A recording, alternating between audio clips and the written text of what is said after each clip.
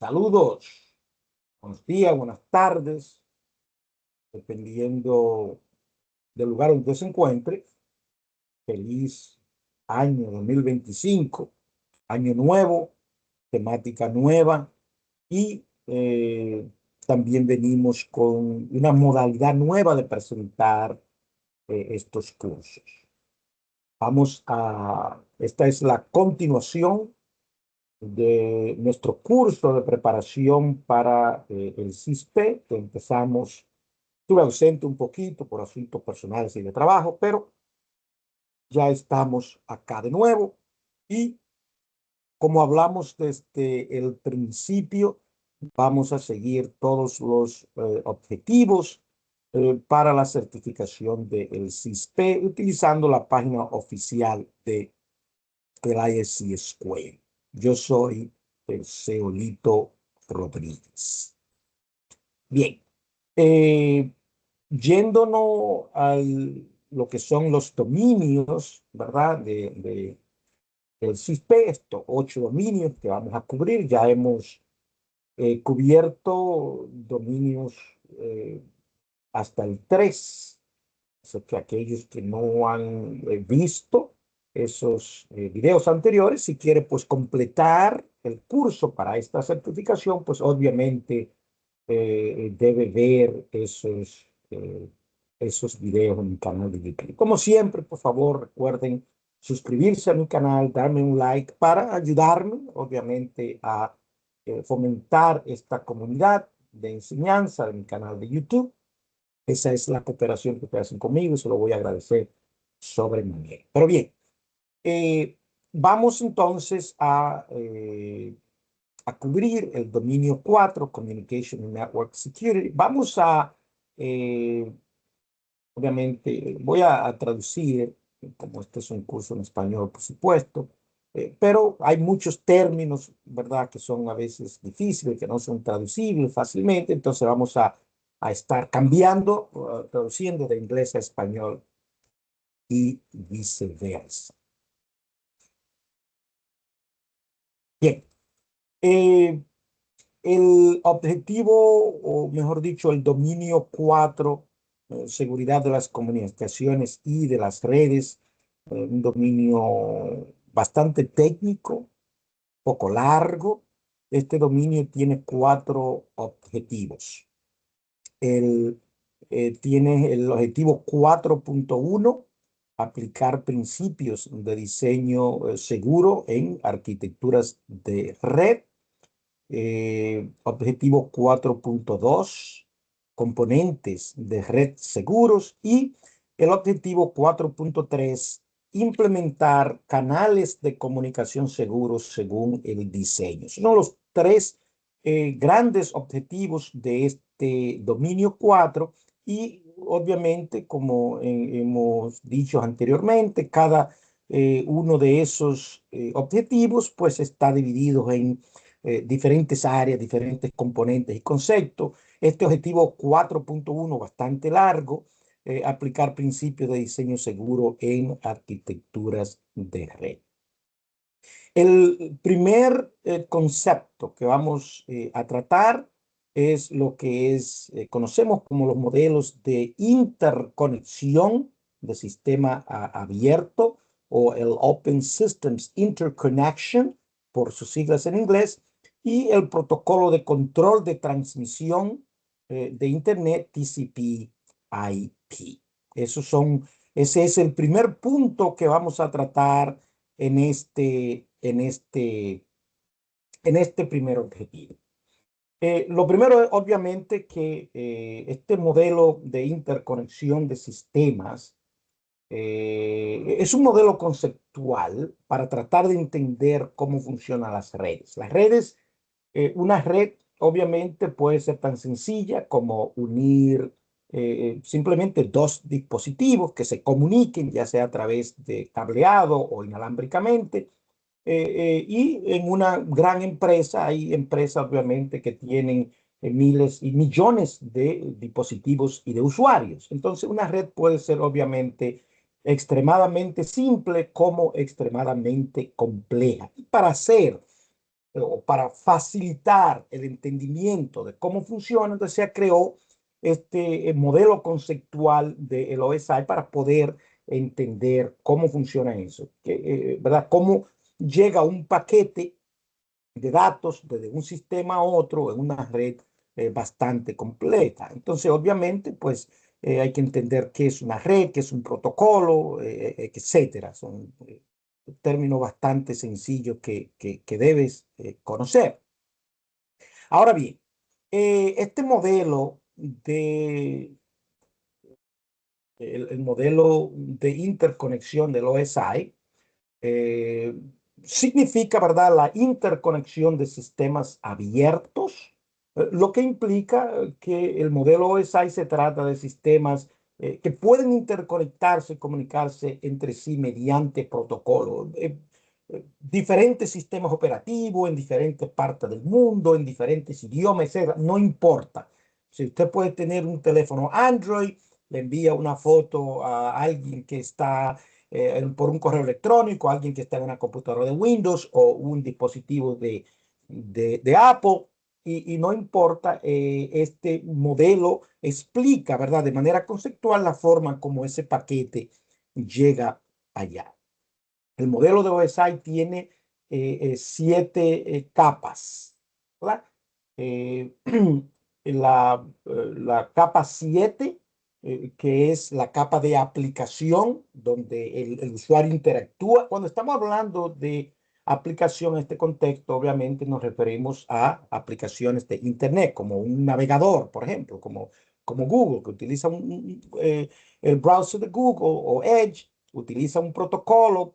Cuando usted, por ejemplo, va a buscar una página de Internet, abre Google y escribe esa página de Internet, entonces a través del protocolo de HTTP o HTTPS, pues usted obtiene lo que está buscando. Entonces, para la certificación del CISP y cualquier certificación de ciberseguridad, es muy importante entender estos, van a aparecer definitivamente preguntas sobre estas capas y sobre todo qué aplicaciones y qué protocolos se utilizan. Entonces, las preguntas no son tan sencillas como qué es el modelo de aplicación, sino que le van a dar un escenario, ¿verdad? Un pequeño escenario utilizando cierta aplicación y usted debe saber qué aplicación funciona en qué protocolo. Entonces, por ejemplo, aquí lo importante es saber que en la capa 7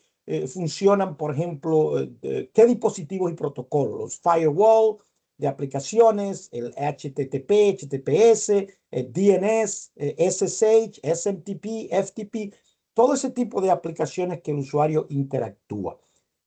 Note que el modelo de TCP, el modelo de TCP/IP es un modelo mucho más práctico para aplicaciones modernas y es prácticamente el modelo que más se utiliza prácticamente hablando. Este modelo solamente cuenta de 4 capas. Entonces, esas 3 primeras capas en el OSI, aplicación, presentación y sección, prácticamente son lo que es la capa 4 en TCP/IP, que es la aplicación, solamente cómo se ve acá. Por ejemplo, aquí presentamos los dos modelos juntos para explicar un poco más sencillo. Bajando, ¿verdad? De arriba hacia abajo, eh, la capa 6 es la presentación que tiene que ver con el formato de los datos, de tal manera que usted pueda entender y ver, ya sea XML o JPG, una fotografía, ANSI, etcétera. El hecho es que cuando usted envía un paquete de una computadora a otra, tiene que pasar todos estos eh, componentes, todas estas capas tienen que trabajar, uno depende del otro para poder hacer su trabajo. Entonces, obviamente, si usted, por ejemplo, le envían una foto, cuando usted abre esa foto, no puede salir un video o no puede salir un texto, porque el formato de ese tipo de aplicación, pues es diferente. Entonces, esto es lo que hace el modelo de presentación. La capa 5 de OSI, comunicación entre anfitriones y gestión de secciones, obviamente lo que quiere decir que tiene que haber una sección, tiene que haber una comunicación antes de establecerse. Aquí vemos, por ejemplo, el firewall de proxy, de circuito, etcétera, que funciona en este nivel. No vamos a explicar con lujo de detalle cada uno de estos componentes porque obviamente la certificación del CISSP es una certificación avanzada donde se supone que los estudiantes pues, tienen ciertos conocimientos de este tipo de cosas. En dado caso de que ese no sea su caso, pues yo les recomiendo que indaguen un poquito más sobre estos conceptos. Usted no tiene que ser un experto en redes, pero tiene que saber estas cosas para pasar la certificación. La capa 4, transporte, que también equivale a transporte en la TCP/IP, pero ya la capa 3 en TCP/IP, es la conexión de extremo a extremo con corrección y detección de errores. Aquí funciona, por ejemplo, el TCP y UDP. TCP, que es un protocolo, Transport Connection Protocol, o protocolo de conexión, de transporte. Por ejemplo, cuando usted es lo que en inglés decimos un connection oriented. Hay una conexión. Por ejemplo, cuando usted está bajando un software del Internet, si se desconecta su computadora, automáticamente todo se pierde y usted tiene que empezar de nuevo. Eso es lo que el connection tiene. Tiene que haber una conexión. Entonces, el TCP viene siendo como el camión o el avión que transporta ese paquete de un lugar a otro, que es lo que estamos haciendo. Y aquí está, por ejemplo, TCP. UDP es lo contrario, es User Diagram Protocol, es un protocolo de conexión no conectada. En inglés es connectionless, es decir, que no hay una conexión. Por ejemplo, las aplicaciones de videoconferencia. Usted está vamos a suponer que en una aplicación de videoconferencia, esa videoconferencia está siendo de forma utilizando el multicast que veremos hace la transmisión de multicast que veremos más adelante. Y entonces, pues esa conexión usted o la recibe o no la recibe. Si su conexión falla, si usted está viendo una video de conferencia y supongamos que se cae el internet, eh, la, esa videoconferencia continúa. Ahora bien, para usted no, porque usted no puede verla porque perdió la conexión, pero los demás sí pueden verla, los que no han perdido la conexión.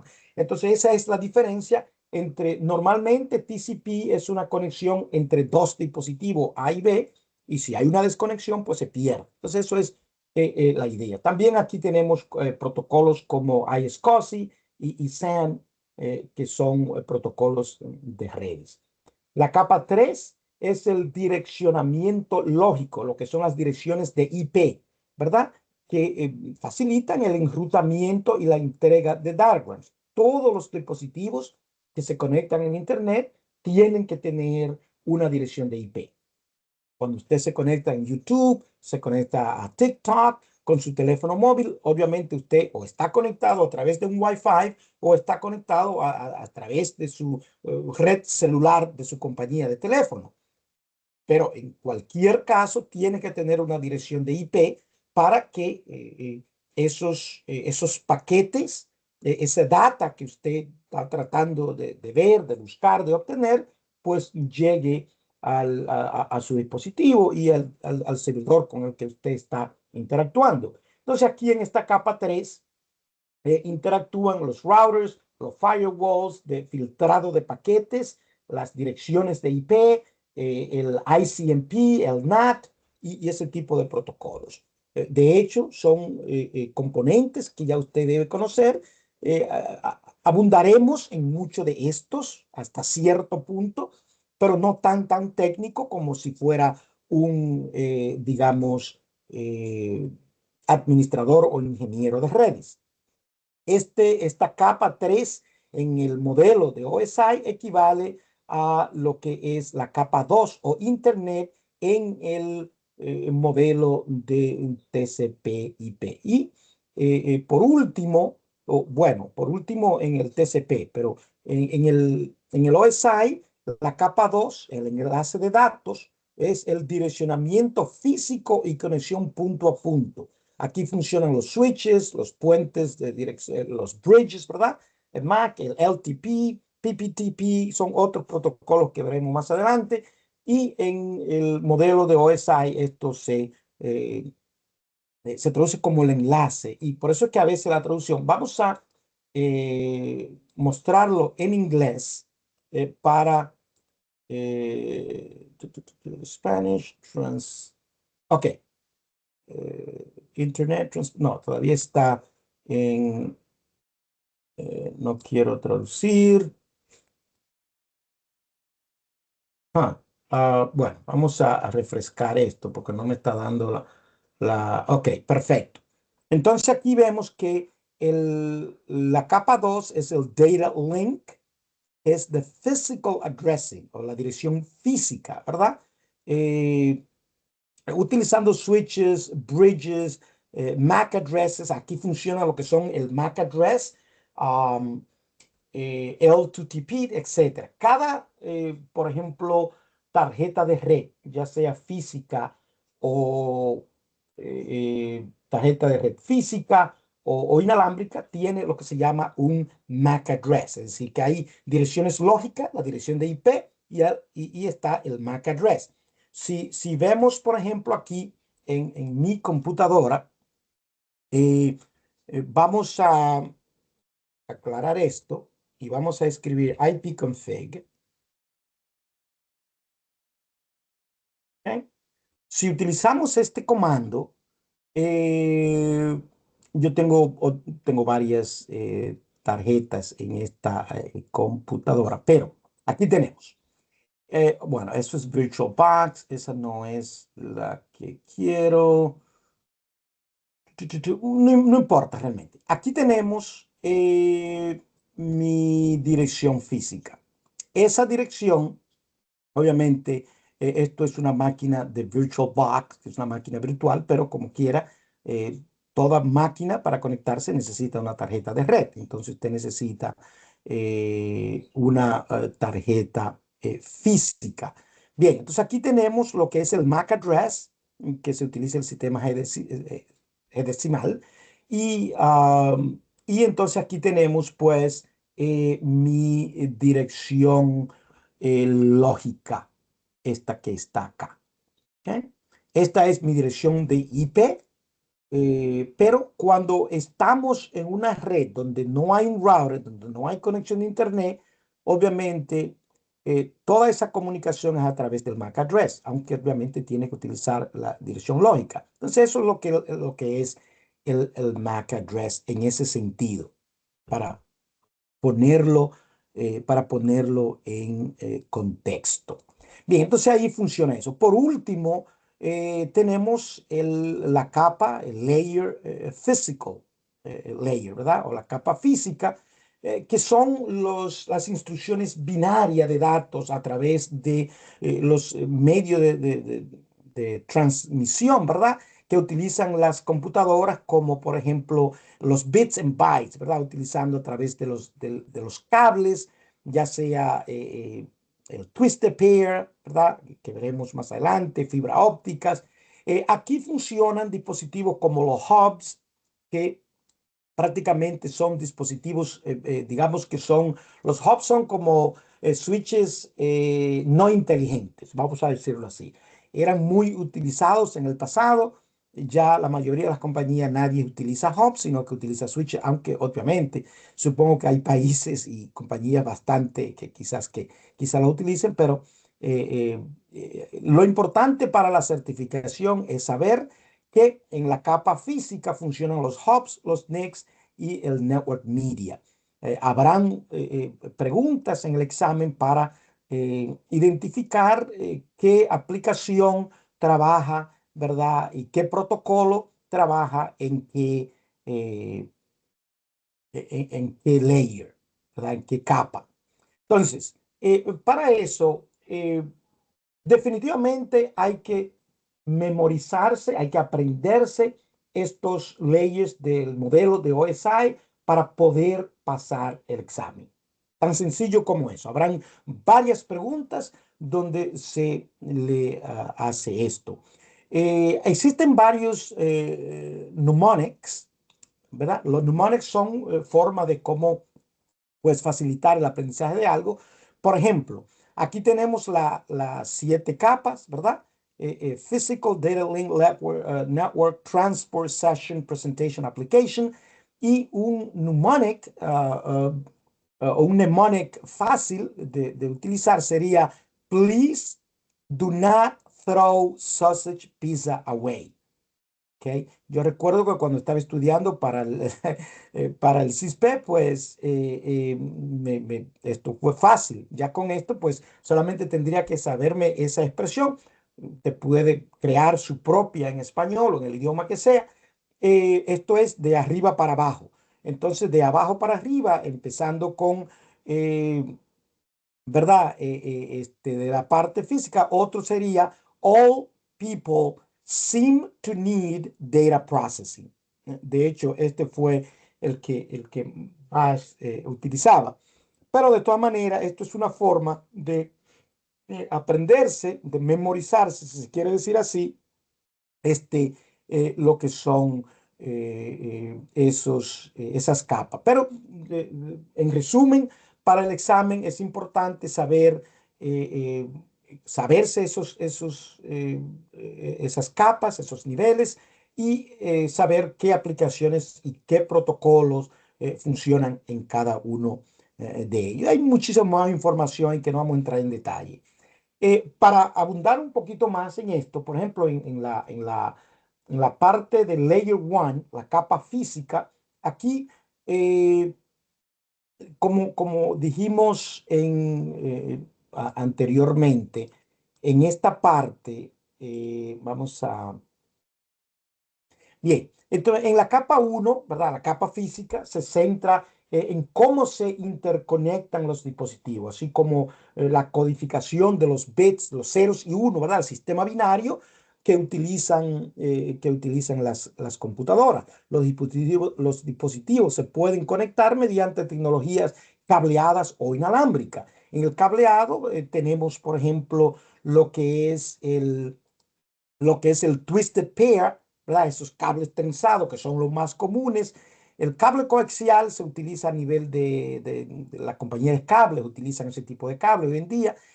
Antes, en redes antiguas se utilizaba.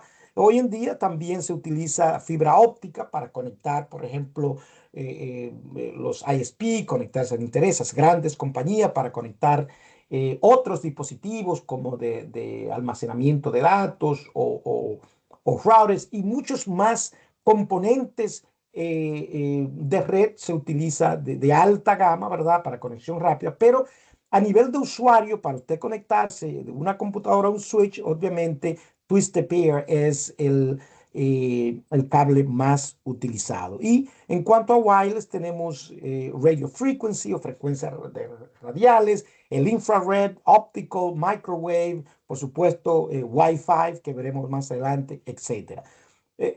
Vuelvo y repito, no tiene que ser un experto en redes ni cableado, simplemente tener estos conceptos básicos de cada una de esas cosas. Otro componente importante para la certificación es lo que es la topología que se utilizan en redes, desde antiguas hasta modernos, el bus topology, que se utilizaba mucho anteriormente, ya no se utiliza. Lo más común hoy en día es el star, donde usted tiene un switch y en ese switch entonces usted tiene una conexión que va a una computadora. También el hub funcionaría de esta misma manera.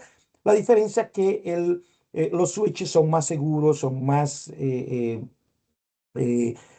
rápidos y la transmisión está mucho más optimizada que utilizando un hub. Esto es prácticamente lo que más se utiliza. El mesh prácticamente para redundancia, donde usted puede tener varias conexiones.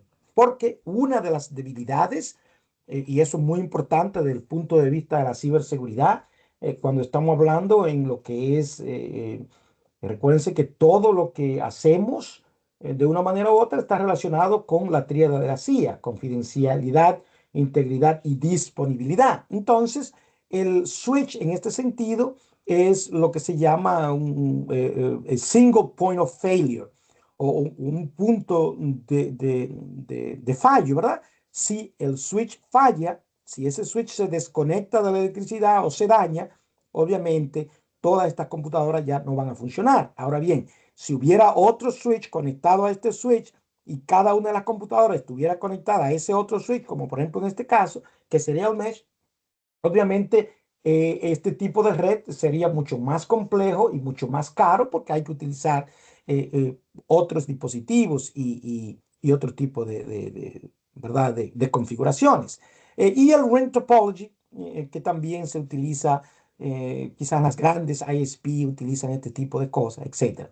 Pero bien, es muy importante por lo menos tener una idea de qué es cada uno de estos. De nuevo, el más común es el Star Topology, que se utiliza hoy en día en redes modernas. No vamos a entrar en detalle en este concepto de lo que es tampoco vamos a entrar en detalle, aunque este es un capítulo técnico, pero obviamente no hay que ser un experto en redes, ¿verdad? Eh, Uno de los principales problemas que se encuentran en todas las topologías que acabamos de ver, excepto en lo que es el anillo de Tolkien, son las colisiones. Es decir, cuando hay una red, en esa red pueden haber colisiones. Y colisiones simplemente significa que dos dispositivos envían un paquete al mismo tiempo y entonces colidan, ¿verdad?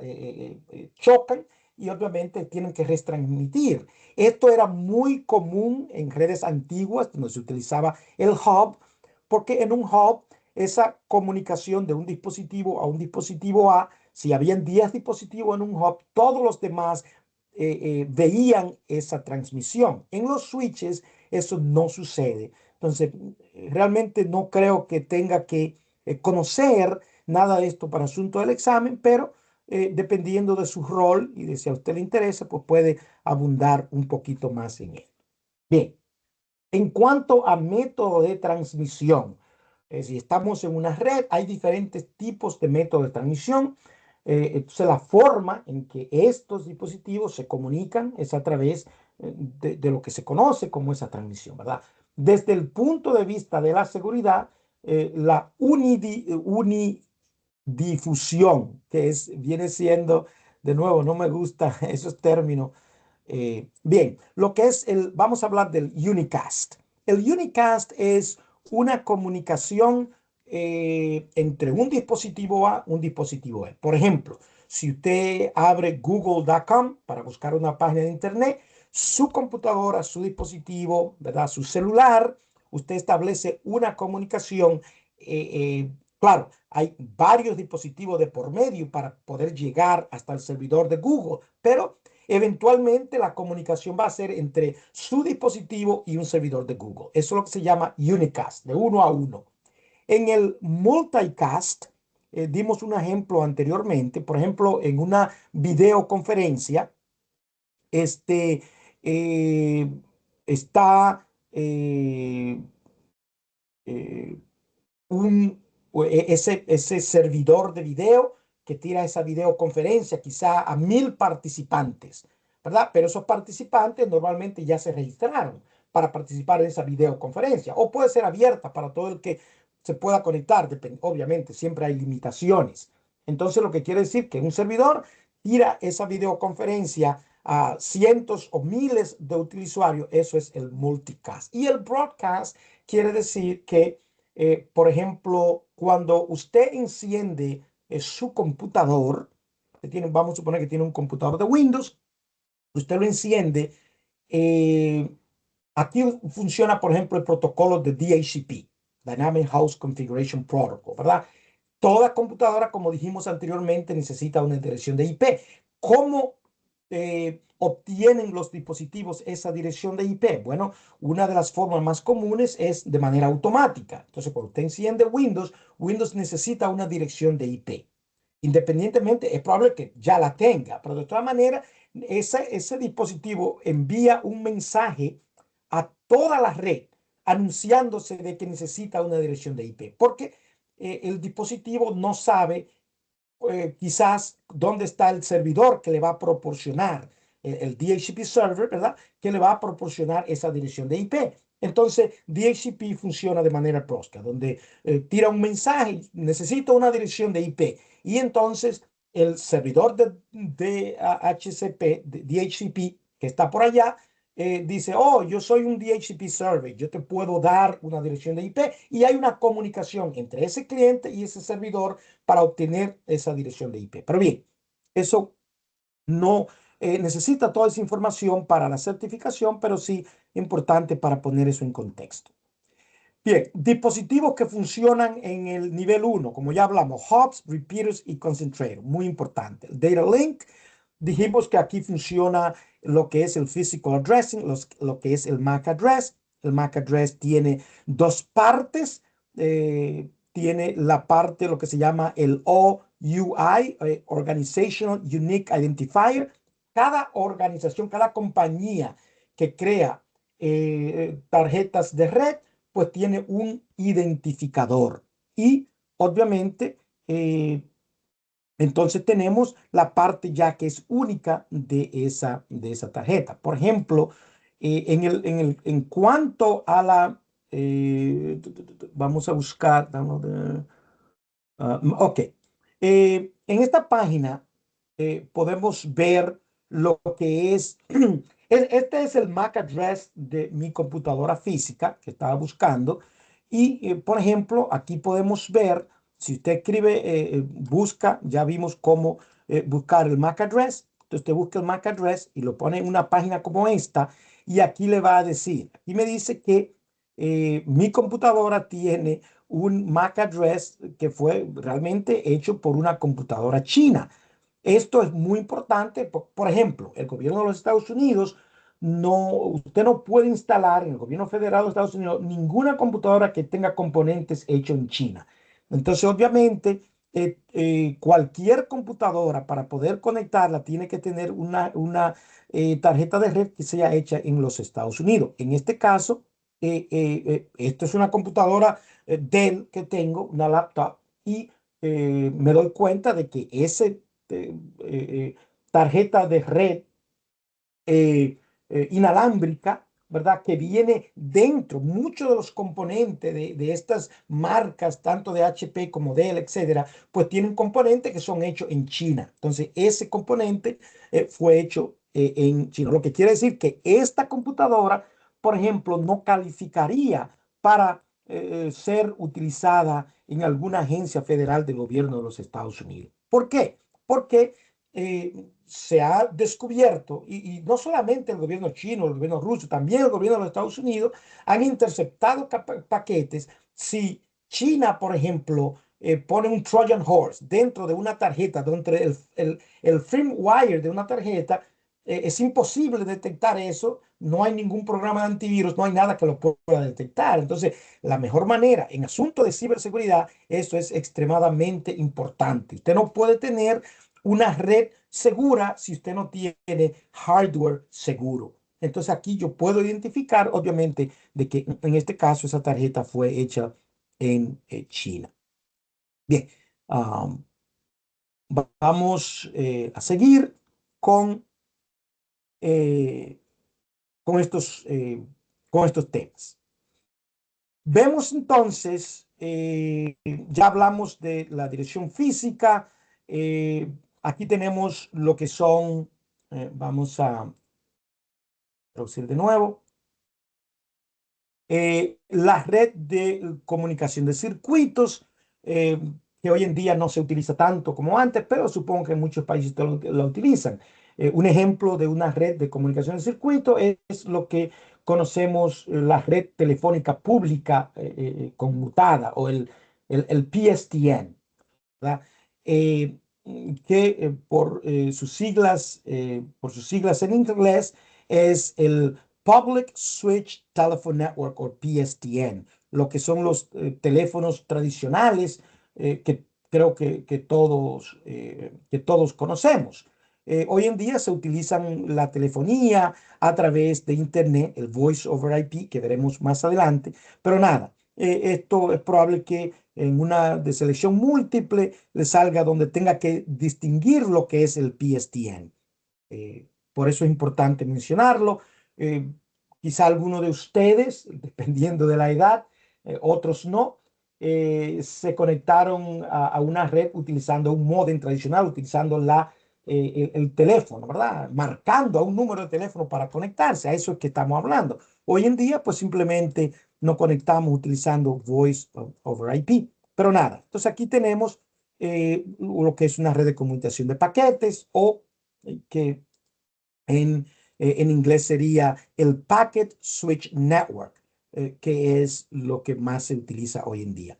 En la capa 2, algunos de los protocolos que se utilizan estos son los protocolos. De hecho, no vamos a entrar mucho en detalle. Estos primeros son protocolos ya viejos. Y aquí tenemos lo que es el ARP o el Address Resolution Protocol, donde, por ejemplo, si usted sabe un IP address, usted puede ver qué dirección física o de MAC address está asociada a esa IP y lo contrario, si usted sabe el MAC address y quiere identificar el IP address que está asociado con esa dirección de IP, pues entonces puede utilizar esos protocolos utilizando, por ejemplo, aquí sabe que yo pudiera, por ejemplo, si solamente escribe ARP, aquí le va a dar la ayuda de cómo utilizarlo. Entonces, yo puedo utilizar ARP o RARP para traducir de una IP a la dirección física o MAC o viceversa.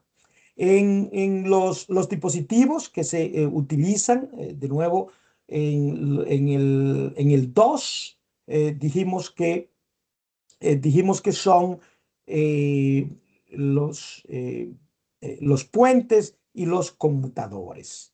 Estos que vimos acá son protocolos de lo que le llaman, los tres primeros son protocolos de tunelización, de autenticación, empezando con los más viejos, SLIP, que era cuando uno se conecta a través de un módem, de una línea de teléfono, y pasando por lo que son los point-to-point protocol, ya un poco más moderno. El protocolo que, obviamente, el Password Authentication Protocol, lo que quiere decir que usted solamente necesita un nombre de usuario y una contraseña para conectarse. Por ejemplo, antes, cuando uno se conectaba a Internet utilizando un modem. Bastante inseguro porque obviamente pueden ser interceptados y esa comunicación es en texto abierto, texto plano.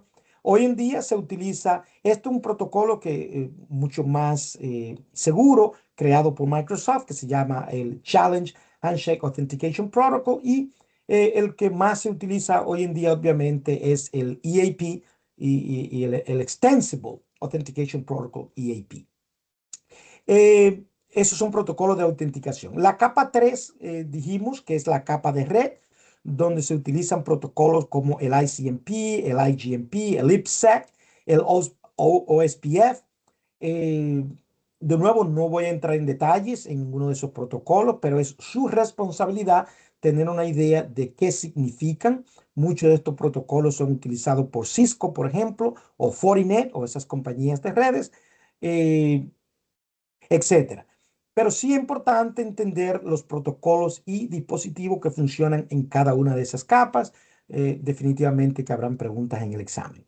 Dispositivo de la capa 3, los enrutadores y algunos switches modernos también que utilizan ¿verdad? Enrutamiento a través, si se le puede asignar una dirección de IP, pues en ese caso para enrutar datos, pues obviamente en ese caso, eso es lo que es la capa 3.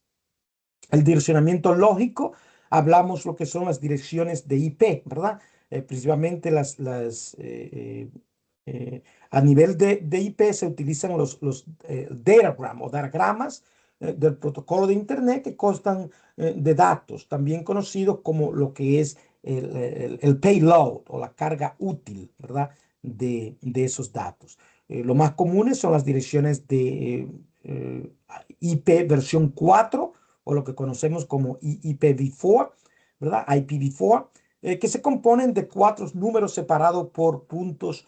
Por ejemplo, esto es una dirección de IP válida. Ese es uno de los tipos de preguntas. Es probable que haya una pregunta donde le pongan una dirección de IP que es inválida. Por ejemplo, si este número fuera 258, por ejemplo, si fuera mayor que 255, automáticamente esa es una dirección de IP inválida, porque ese número no puede pasar de ahí, ¿verdad? Entonces, 192.168.1.254 es una dirección de IP válida.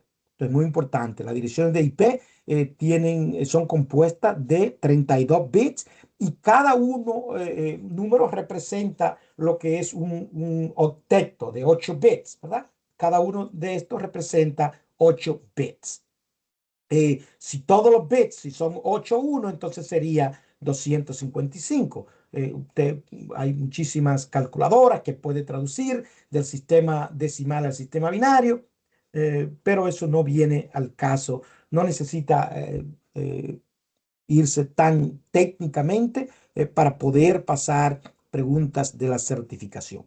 En contraste, el IPv6 se compone de 128 bits, ¿verdad? En 8 grupos de 16 bits. Son obviamente las direcciones de IPv6, pues no todas las compañías, todavía no está implementado globalmente.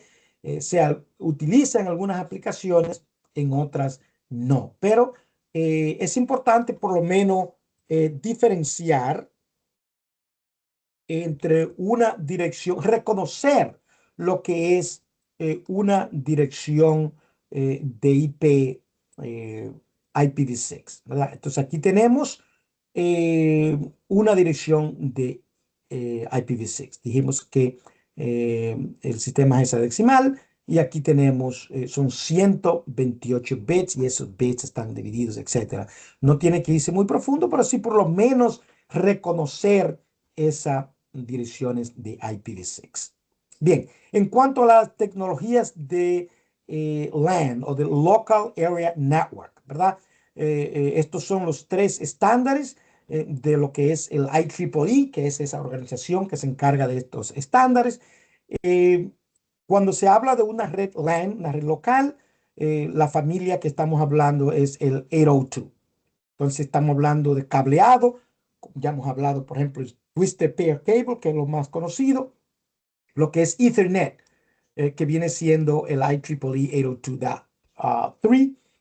Y el inalámbrico, que es de la familia 802.11, etcétera. Y luego los virtual LAN o las redes virtuales, etcétera.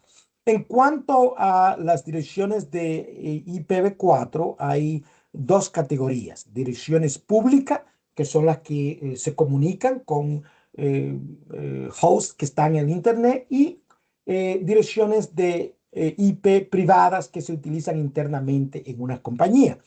Hay grupos de direcciones, hay 3 grandes grupos de direcciones privadas que han sido reservadas, ¿verdad? Por la organización que maneja todas estas direcciones de IP para utilizarla internamente, de tal manera que no están expuestas, no se pueden enrutar, ¿ok? Una computadora que tiene una dirección de estas, pues usted puede navegar hacia el Internet, pero desde el Internet no se puede directamente conectar a esa computadora. Entonces, tenemos 3 grandes grupos, lo que conocemos como las clases A, B, C. La clase A, tenemos que desde esta dirección a esta dirección. Todas se pueden utilizar internamente. Esto sería la clase B y esta sería la clase C. De nuevo, las preguntas que le van a salir en el examen sería, por ejemplo, diferenciar cuál es una dirección de clase A, cuál es clase B, cuál es clase C, etcétera. No, no hay que entrar en muchos detalles. Para aquellos que son conocedores de redes, pues obviamente entienden bastante bien cómo funciona esto. A capa 4, hablamos del transporte, se utiliza TCP y UDP, ¿verdad? Eh, Aquí en estos protocolos, dijimos que el TCP, lo que se conoce como el protocolo de enlace de tres vías, TCP, es la construcción de la carretera, si se quiere decir. Digamos que el TCP es como una carretera tecnológica para conectar hosts de manera confiable a través de una red. Eso, otro importante, las conexiones de TCP son confiables, mientras que las conexiones de lo opuesto, que es el UDP, no son confiables, ¿verdad? Entonces, esto es lo que llamamos el famoso three-way handshake o el apretón de tres manos entre dos dispositivos, que aquí es un poquito complejo para los que no entiendan eso. Hay una forma más, digamos, sencilla de explicar esto. Bien, aquí tenemos esta conexión.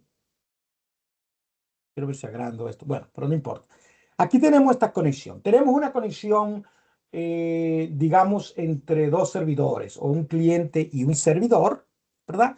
Digamos, TCP Client está en su computadora de Windows y usted quiere comunicarse con un servidor. Te abre Google y busca una página cualquiera de Internet. Ese cliente envía lo que se llama un SYN packet. Sync quiere decir de sincronizar, de establecer esa conexión hacia el servidor. El servidor responde con un paquete de sincronización y un acknowledgement o un reconocimiento, una afirmación de que se pudo establecer o no la comunicación.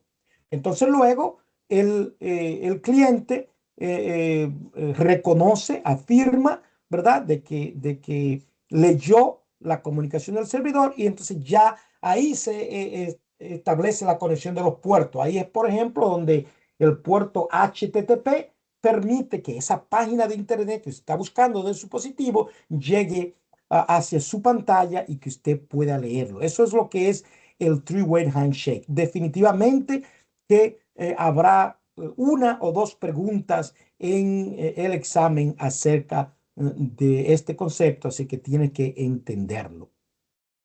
Aquí también funcionan los puertos. Cada una de estas aplicaciones web, como el HTTP, tienen un puerto que está asociado a él. Eh, los puertos hay 65.565 puertos en total, esto que está acá, y están divididos en tres grandes grupos, lo que se llaman como los puertos well known o bien conocidos, que van el, um, desde el 0 al 1023, los que son registered ports o puertos registrados, que van desde el 1024 al 49.151, y los puertos dinámicos, privados o efímeros, ¿verdad? Que van desde el 49.152 al 65.535, no 65, sino 35. Bien, entonces no tiene que memorizarse estos números, pero sí por lo menos entender lo que son los well-known ports o los puertos conocidos, ¿verdad?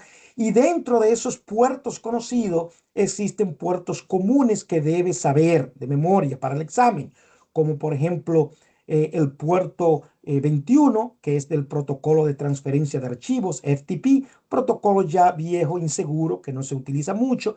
El que más se utiliza hoy en día sería el SFTP o el FTPS, ¿verdad? El S de Secure. El puerto 22, que lo utiliza el protocolo de SSH, Secure Shell Protocol, que se utiliza para conexiones remotas. Esto se utiliza mucho, por ejemplo, en Linux para comunicarse con servidores de Linux en una red. También se utiliza en Windows utilizando aplicaciones, etcétera, pero es muy común utilizarlo en Linux. El puerto 23, Telnet, que es un puerto inseguro también, ¿verdad? Que viene siendo el opuesto al SSH. Normalmente uno se conectaba utilizando el Telnet, que es una aplicación que utiliza el puerto para conexión remota de configuración de servidores, etcétera. Hoy en día se utiliza SSH. Entonces van a haber preguntas donde usted va a elegir cuál de esos puertos es el seguro. Como tenemos el SMTP, que también para correo electrónico, el seguro sería el SMTPS. um, y entonces tenemos HTTP y HTTPS. Entonces, estos puertos hay otros, esos no son los únicos, ¿verdad? Que debe conocer. Vamos a ver, si buscamos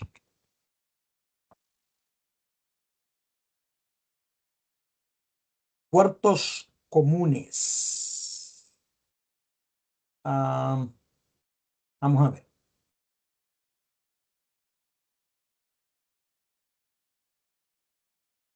Bueno, HTTPS, sí, pero lo que me interesa saber es el número del puerto. No creo que ahí está el número del puerto. Ah, ok. Bueno, perfecto. En esta página sí aparecen aquí los números, por ejemplo, HTTP, el 80, el 43, SFTP, ¿verdad? Que es el 22, que es SSH también, Telnet, SMTP, SNMP, se utiliza mucho, el Simple Network se utiliza en los routers para comunicarse y enviar mensajes de notificaciones. El DNS, muy importante, definitivamente es probable que salga en el examen, que utiliza el puerto 53. DHCP, que hablamos un poquito, utiliza dos puertos, 66 y 68. LDAP, aquí por ejemplo no está el puerto de Remote Desktop que se utiliza en Windows, que es el 3389, que veremos más adelante, etcétera. El hecho es que es bueno que investigue eso, buscar puertos comunes, porque definitivamente eso va a aparecer.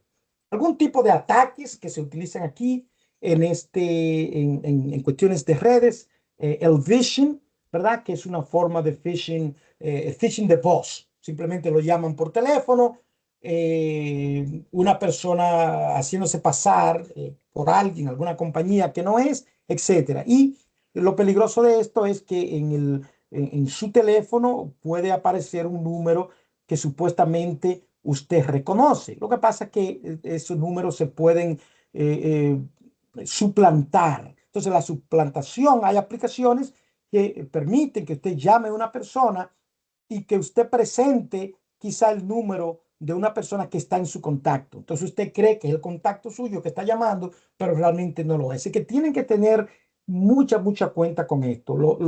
El phishing y el SMS, que es el phishing por mensaje de texto, hoy en día son muy comunes. El smishing, ¿verdad? Phishing y smishing. Ataques, otros ataques, por ejemplo, aquí ya de red, tenemos fases de ataque de red. Esto es importante. Primero es el reconocimiento. Reconocimiento quiere decir que un atacante primero debe saber cuáles puertos y cuáles aplicaciones están funcionando en una red para poder, es decir, usted no puede lanzar un ataque a ciega, usted tiene que saber a quién va a atacar. Entonces está lo que es el reconocimiento, la reconocimiento es simplemente saber si ese dispositivo está conectado o no. Y la enumeración entonces es pues ver qué aplicaciones o protocolos están ¿verdad? Funcionando en ese dispositivo. Y luego entonces ya viene el análisis de vulnerabilidades ¿por qué? Para poder atacar a alguien, a un dispositivo, tiene que haber una vulnerabilidad, ¿verdad? Entonces, y nuevamente, si cuando se explota o cuando se encuentra una vulnerabilidad, es probable que pueda explotarse y entonces ahí viene ya el ataque. Existen diferentes tipos de escaneo, lo que es el SIM, utilizando herramientas como Nmap, etcétera. Yo creo que lo mejor es, yo tengo acá Nmap, esta aplicación Esta es la parte gráfica, usted puede bajarla. Eh, Aquí el target viene siendo la dirección de IP, en este caso, el dispositivo que yo quiero enumerar, que quiero ver si en primer lugar, te hago el reconocimiento a ver si ese dispositivo está vivo, si está conectado, ¿verdad? Entonces, al poner acá, este es el comando que voy a utilizar. Lo bueno de utilizar Nmap en Windows, a diferencia de Linux, es que aquí hay diferentes perfiles que ya yo puedo utilizar y no tengo que saber esos comandos. Si, por ejemplo, yo hice un quick scan y me dio esto, vamos a ir ahí un ratito, pero yo puedo hacer, por ejemplo, yo puedo hacer un scan más intenso. Entonces noten cómo automáticamente cambia aquí el comando que voy a utilizar. Si hago un regular scan, noten cómo es un regular scan simplemente en map y la dirección de IP que quiero, que también pudiera ser nombre del host. Yo puedo, por ejemplo, tratar de enumerar a Google, ¿verdad? Pero nada, en el Quick Scan, noten que estos son los protocolos. En primer lugar, esto es lo importante del reconocimiento. Lo primero es que dice host is up. Host is up significa que ese host, esa computadora, está conectada. Y obviamente está conectada porque es mi propia computadora de la cual estoy dando esta clase. Entonces yo sé que está conectada. Ahora bien, ese viene siendo el reconocimiento, reconnaissance. Ahora, la enumeración viene siendo los protocolos que están abiertos en esta computadora. Estos tres protocolos los utiliza Windows para un sinnúmero de funciones que no vamos a entrar en detalle ahora, pero este protocolo, que es el puerto de TCP de 3389. Entonces, este protocolo es el 3389, se utiliza para Remote Desktop, lo que quiere decir que eso pudiera ser una vulnerabilidad en el sentido de que, de hecho, hoy en día, una de las maneras más comunes de atacar computadora es utilizando el Remote Desktop. Entonces, utilizando ese Nmap, yo puedo darme cuenta y aquí yo puedo buscar todas las computadoras en mi red. En este caso estoy buscando una, pero yo puedo buscar todas las computadoras que hay en mi red, por ejemplo. Y entonces pues puedo detectar todo lo que hay en mi red. Bien. Entonces, ataques muy comunes, ataques de negación de servicio, lo que es ¿verdad? Y el ataque distribuido de denegación de servicio, donde muchos atacantes atacan una sola computadora y obviamente envían tanto paquete que quizá una aplicación legítima, y esto incluso a Microsoft lo atacaron hace unos meses y hubieron varios servicios de Microsoft que estuvieron fuera de servicio, es decir, ahí redes de botnets con millones y millones de dispositivos de Internet de las Cosas que han sido hackeados, etcétera, que lo utilizan. De hecho, hay redes que alquilan estos botnets para lanzar lo que son ataques de denegación de servicio. Aquí tenemos lo que se llamaba el man in the middle o hombre en el medio, que es otro ataque donde, como la figura lo indica, un maleante se intercepta dentro de una comunicación. Los ataques de spoofing, ¿verdad? Son muy comunes, que es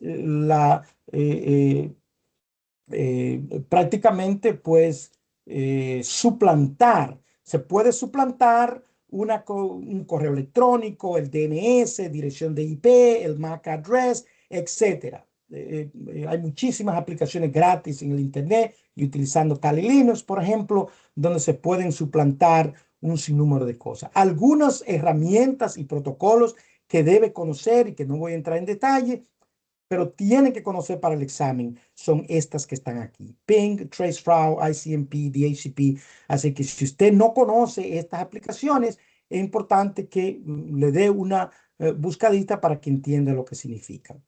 ARP poisoning o el envenenamiento de ARP, donde también un maleante puede cambiar el MAC address de una computadora y suplantar una comunicación. Principalmente estos son ataques internos. El maleante tiene que estar internamente. En cuanto a wireless, debe conocer algunas cuestiones de wireless, algunos protocolos, etcétera. Estas son algunas de las tecnologías. Obviamente la más avanzada son estas que están acá, ¿verdad? Y estas pues son ya viejas. Es importante que le dé una ojeadita para que entienda eso. Aquí está ¿verdad? Dijimos la familia 802.11, etcétera. Aquí tenemos algunos protocolos históricamente. La encriptación es la manera más efectiva para proteger muchos de estos protocolos. Entonces aquí tenemos protocolos ya viejos, históricos, que no deben utilizarse hoy en día. Hoy en día se utilizan protocolos como el EIP, ¿verdad? EAP, y se utilizan encriptación como el CCNP, que es lo más moderno, y el TKP. Importante que dé una ojeadita acerca de estos protocolos para asunto de la certificación. Puedes utilizar ChatGPT o cualquiera de esas herramientas de inteligencia artificial de tal manera que pueda explicársele mucho más sencilla qué significan, pero debe reconocerlo para asunto del examen. Hablamos de lo que son los VLAN y los SDLAN, ¿verdad? Eh, el, el, el VLAN está por Virtual Area Network, o mejor dicho, la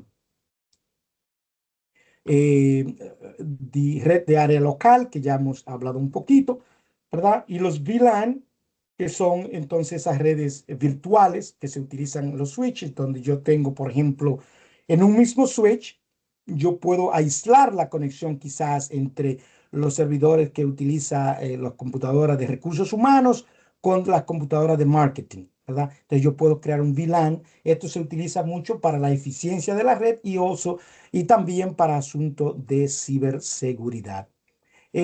Aquí debe entender que los SDN son las redes definidas por software, ¿verdad?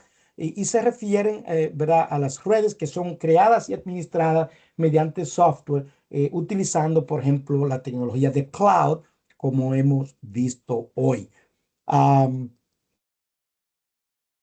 yo creo que no creo que en el examen entre de manera muy técnica en cuanto a qué significa esto, pero aquí hay dos términos que a veces en algunas clases que he tenido, se le hace difícil a muchos de los estudiantes entender lo que es la comunicación del northbound y el southbound, la dirección norte y la dirección sur.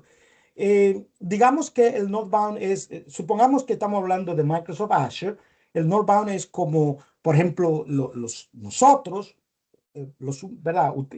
Interactuamos con sistemas en Azure para operaciones utilizando lo que son los APIs. Supongamos que yo abro el portal de Azure y quiero una máquina virtual para, qué sé yo, para una aplicación. Eso viene siendo el northbound, es decir, desde abajo hacia arriba. Y entonces Azure toma esa orden que yo le di, ese comando, le envía internamente a los servidores reales, ¿verdad? Dentro de su centro de datos de Azure y crean esa máquina virtual. Esto es lo que se llama como el southbound, que viene siendo lo que es el control plane y el data plane en este caso. No tiene que entrar en muchos detalles, pero por lo menos entender lo que es el software defined software o las redes definidas por software. También es importante conocer redes de áreas extensas, lo WAN, como el Internet, utilizando tecnologías como el X.25. Vamos a el X.25, Frame Relay, Asynchronous Transfer Mode, Multi-Protocol, Label Switching, MPLS, etc. Y con eso concluimos el objetivo 4.1. En el próximo video trataremos el objetivo 4.2, lo que es el Secure Network Components o componentes de redes seguro. Espero me acompañen en el próximo objetivo y como siempre, pues recuerden suscribirse a mi canal, darme un like para promoverme y ayudarme con mi canal de YouTube. Gracias y hasta entonces.